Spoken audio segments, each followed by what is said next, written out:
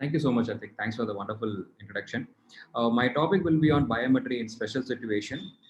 As you could hear from Arul sir and Ramesh sir, once you have an IL Master 700 and use a Barrett formula, no special will be a special situation. But still, as we saw from Dr. Pradeepa's presentation, 90% of us are using still an ultrasound. So we'll just go ahead and see what would be the recommendation with the ultrasounds. Right. This study by Jack Holliday in 1997 has classified the eyes based on the axial length and anterior segment into normal and abnormal. And to the surprise, only 73% of the eyes fall into the normal axial length and anterior segment category. And rest all are what we are going to discuss right now. The first of the spectrum would be a high axial myopia, that too in an eye that has gotten posterior cephaloma. A posterior cephaloma will cause an irregular shape of the posterior ocular wall. So here there will be an inability to display a distinct retinal spike in the ultrasound. And remember, the deepest portion of the cephaloma may be located eccentric to the macula. So here an ultrasound will give an anatomical axial, that is from the corneal vertex to the most posterior portion of the macular region, rather than on the refractive axial length, which is the corneal vertex to the foveal center, resulting in IOL power that is going to be too low. So the next complication would be doing a contact ultrasound when there is a presence of low scleral rigidity in such a posterior cephalomatous eyes. So even if you are going to do an ultrasound, always make sure you do an immersion and not a contact method. So the potential solution would be to use a vector A-B scan, where a horizontal B scan is used to demonstrate the shape of the posterior ocular wall and relationship of the macula to the cephaloma. Having fixed at the fovea, we can now go ahead with the A scan and then calculate the right axial length. The next modality would be to use a probe with the fixation light. That is much preferable when you're using an ultrasound. The best of it would be to use an optical biometer, and in an optical biometer, the best is to use an IOL Master 700 because it measures the axial length by directly visualizing the fovea on the OCT image during the measurement. So axial myopia, with or without encephaloma, the main point is after calculating the axial length, the IOL power calculation is going to be very, very critical. So an axial length correction for high to extreme axial myopia incorporates three different approaches right now. One is use and adjust the optical biometry axial length as been recommended by Wang and Koch. The most commonly used right now, the gold standard would be to use a Barrett Universal 2 formula. And the future could be using the Hill RBF method for IOL powers that are more than 6 diopters. The other end of the extreme of the spectrum would be the extreme hyperopia. Here, the main point is that even a small error could have highly magnified outcome.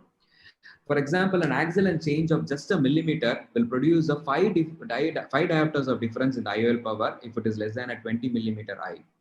A small shift in the ELP in this small eyes will lead to a bigger surprise because the lens is thicker and is closer to the fovea.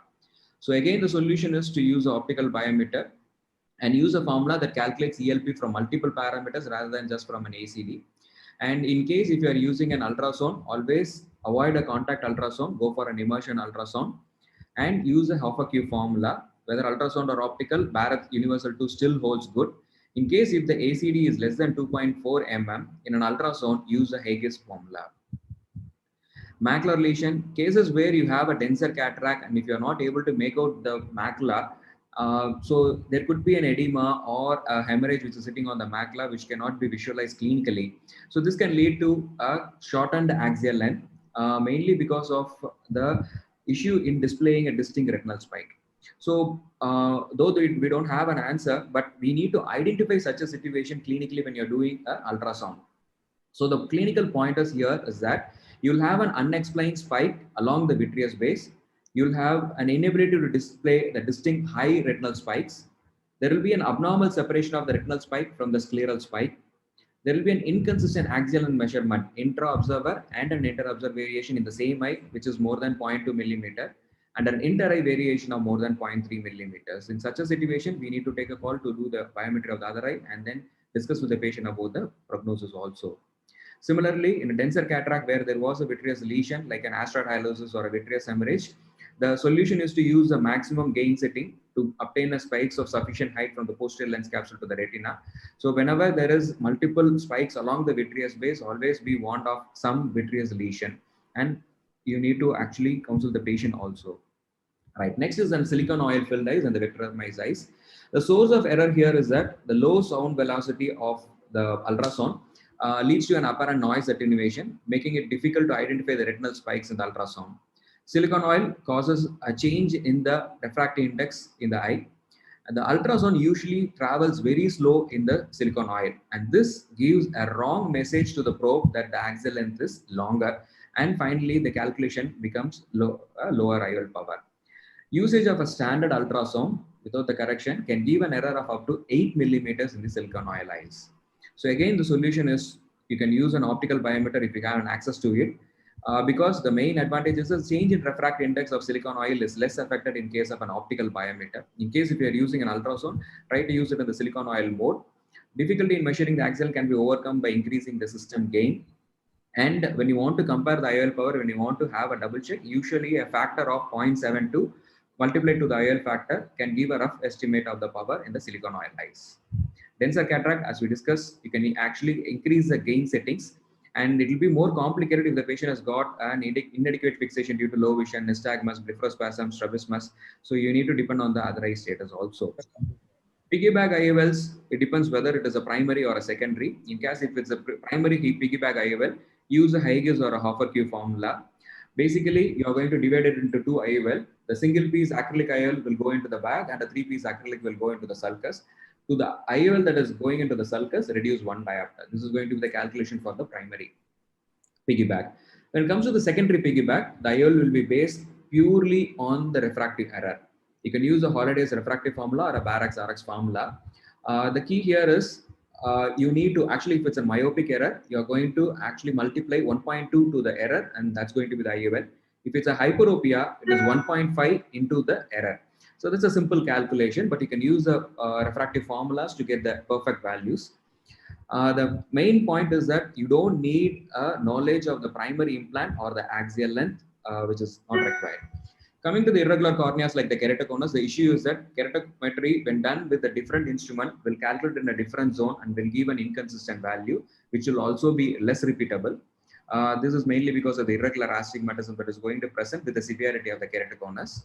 Usually, the steepness of a cornea will lead to an unusual AC depth calculation, which will lead to an error in the ELP calculation. The visual axis may not be always on the apex, but can be the slope of a cone, which is going to affect your value calculations. Remember, the keratoconus will create a negative spherical aberration, so you need a positive spherical aberration or a truly aspheric IOL to be implanted. So we'll skip this case. The summary in keratoconus is that you need to use a K value from a tomographer. Always use a central K value, never use a sim K values. The axial length calculation will be better off from an optical biometer, but with an experienced hand, ultrasound is also good.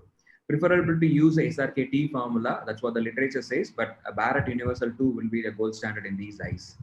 So coming to the main concept of the post-refractive surgery eyes, which is the most debatable eyes here. The reason why the calculation is going to be inaccurate in these post-refractive eyes are that there are three main sources of error. One is the keratometric index error, the radius error, and the formula error. Usually, a keratometer uses a standard and a fictitious keratometric index of refraction, that is 1.3375. It actually assumes the constant ratio of anterior to the posterior corneal curvature. Works well in virgin eyes, but not in cases of a post-LASIK or a post-PRK, where the anterior cornea is altered and the posterior cornea is unaltered. So the ratio here is disrupted. So the keratometric refractive index is going to become invalid. The consequence is that a myopic correction patient will have an overestimate of K power and a consequently underestimation of the IOL power, leading on to the post of hyperopia. And the exact reverse happens for a hyperopic correction. Remember, the higher the attempted correction, higher is going to be the over or under correction in these eyes. So the solution is use a technology that measures both the curvature, like a Scheimpflug imaging or an Swepso's OCT. The second error is the radius error. The instrument extrapolates the central corneal curvature from the paracentral measurements. As you can see here, like in a virgin eye, the ratio is maintained from center to the periphery.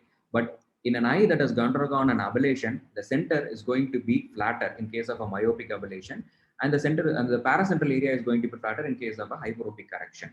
So the central to the paracentral area correlation will be absolutely wrong when you are going to take it in this way.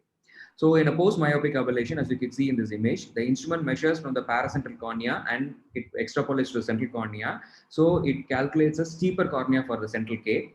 So the K is actually overestimated. This is very, very important if the patient presents with a smaller optical zone and a decentered ablation. The solution is to use the central values from the tomography rather than the SIM-K values. The third one is the formula error. The source of error is because most of the common day-to-day formulas, that is SRKT, Holiday 2, Hoffa-Q, Olsen, all these formula uses the keratometry value to predict the effective lens position. Once your keratometry at the first sitting is wrong, the effective lens calculation, lens position calculation will also become erroneous. So the consequences, post-refractive surgery eyes, there will be a reduced corneal power that is calculated, leading to an underestimation of ELP and the IOL power that is calculated. So the solution is to use a formula that doesn't use the keratometry for its effective lens position calculation, like the Haigizell, which is incorporated in the IOL master. So what if you don't have an IOL master? You can use the double K methods. There are a lot of double K methods along with SRKT, depending on the preoperative data that is available in the hand, either the refraction or the keratometry.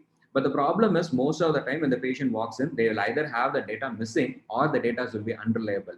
So in such a scenario, the old gold method will be to use the Sharma's no history method, which is there in most of the biometers, and the Melones method. But the current gold standard method is to use the Barrett-Ruque formula or the Haigizell formula. And the way to look forward is by using a Gaussian optics formula or the corneal ray tracing formula. So if you want to have a one-stop, if you can't go ahead with multiple calculation, the one-stop solution would be to use an APS-RS calculator, which is available, which has got the Barrett-Ruque formula. This is a small case. I'll just end up with this case. So this patient came in for a routine cataract surgery, a 40-year-old female. So you can see here, this is a lens star image. The axial length is calculated as 30 and the keratometry is showing 30. The cornea was perfectly fine. She denied any history of a refractive surgery. But to the surprise, for a 30 millimeters of axial length, the calculation was just 17.5. So went ahead and did a topography. As you can see here, this is a perfectly post-myopic ablation to a small zone with a decentered ablation. We calculated the EKR readings, which was repeatable from the 3 to 4.5 mm. So inputted the lens star calculation, post-refractive calculation, and the APS calculation gave an exactly same value for the Barrett-Ruque and Sharma's. So being the most preferred in the literature, we went ahead with the Barrett-Ruque formula for both eyes, and the patient had got a very good outcome post-operatively. So the key here is that understanding the signs of IOL power calculation and updating and adopting the newer technologies would be the way forward to tackling all these special situations. Thank you.